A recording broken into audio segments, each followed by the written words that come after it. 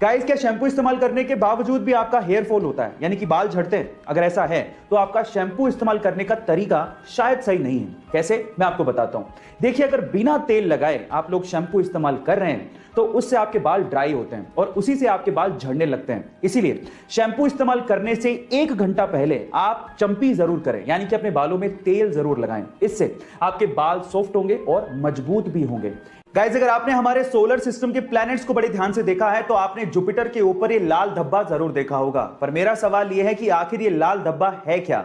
नहीं, ये कोई लाल चट्टान नहीं है, बल्कि ये 350 सालों तक, जी आप ठीक सुन रहे हैं, 350 सालों तक एक्टिव रहने वाला एक तूफान है। और इस तूफान का साइज इतना बड़ा है कि इसमें हमारी धरती तक पूरी की पूरी समा सकती है।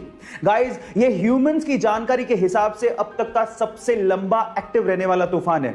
अर्थ पर 1994 में हैरिकेन जोन्स नामक एक तूफान आया था जो कि मात्र 31 दिनों तक ही एक्टिव था, जबकि यह तूफान 350 सालों से जुपिटर के ऊपर एक्टिव है। गाइस, आपको ये फैक्ट जान के कैसा लगा चैट सेक्शन में जरूर लिखिएगा। कार्तिक आर्यन अपनी नई कार लैम्बोर्गिनी उर्स को लेकर चर्चा में है और उसकी 3 वजह है। सबसे पहली वजह है उस कार की कीमत। कार्तिक आर्यन ने लैम्बोर्गिनी उर्स के लिए लगभग 4.5 करोड़ रुपए चुकाए हैं।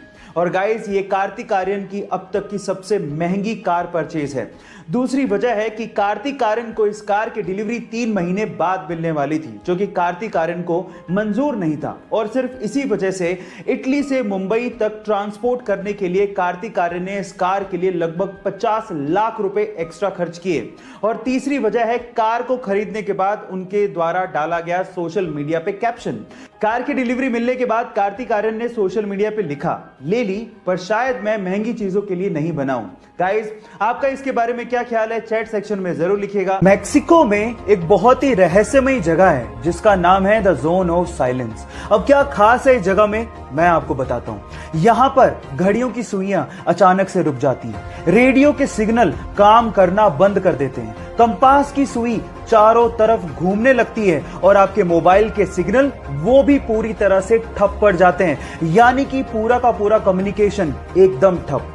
सबसे मिस्टीरियस बात यह है कि the zone of silence, Bermuda triangle और गीजा के पिरामिड वर्ल्ड मैप पे एक ही लाइन पे हैं, यानी कि तीनों मिस्टीरियस जगह अलाइंड है। ये मिस्टीरियस फैक्ट सुन के आपको कैसा लगा चैट सेक्शन में लिखना मत भूलिएगा।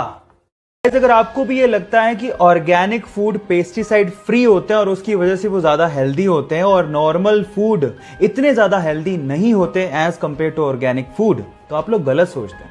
मैं आपको आपकी जानकारी के लिए बता दूं कि नॉर्मल फूड और ऑर्गेनिक फूड दोनों में इक्वल अमाउंट ऑफ न्यूट्रिशंस होते हैं। जी हां, और दोनों में पेस्टिसाइड भी यूज होते हैं। तो दोनों में फर्क क्या है?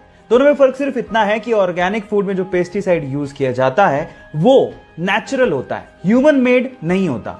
इनफैक्ट अगर आप नॉर्मल सब्जियों को भी उतनी शिद्दत से धो के पका के खाओगे तो वो उतने ही हेल्दी होते हैं जितने ही ऑर्गेनिक फूड होते हैं।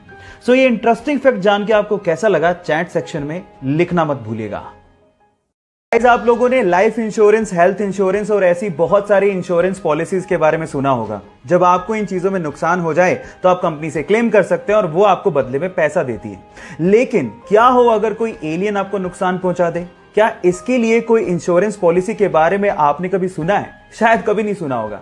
लेकिन यूएस के फ्लोरिडा में एक एजेंसी ऐसी है जो एलियन एब्डक्शन पॉलिसी प्रोवाइड करती है और वो भी मात्र $20 में।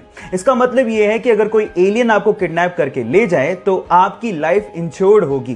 पहली शर्त यह है कि अगर आप इसको क्लेम करना चाहते हैं तो आपका किडनैपिंग के बाद अर्थ पे होना जरूरी है। और दूसरी शर्त सुन के आप शायद हैरान रह जाएंगे। इसको क्लेम करने के लिए आपको जिस एलियन ने किडनैप किया है उसका सिग्नेचर आपके पास होना बहुत ज्यादा जरूरी है। अगर इंडिया में कोई ये पॉलिसी बेच रहा होता तो लोग जरूर पूछते कि मेरे माथे पे कुछ लिखा है क्या। खैर, आपको ये फैक्ट जान के कैसा लगा चैट सेक्शन में लिखना मत भूलिएगा।